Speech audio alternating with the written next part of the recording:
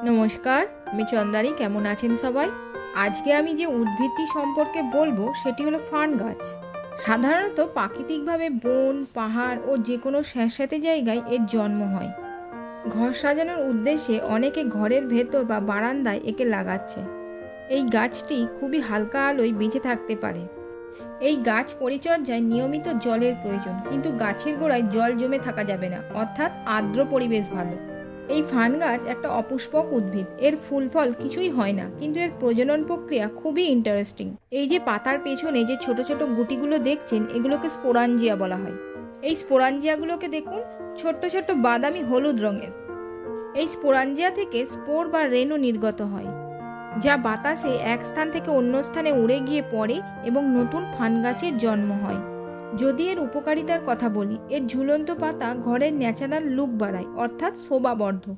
এছাড়া নাসার রিপোর্ট অনুসারে কিছু ফার্ন গাছ বায়ু থেকে টক্সিন ফিল্টার করে। এই রকম আরও ইনফরমেটিভ ভিডিও পেতে চ্যানেলটা সাবস্ক্রাইব করুন।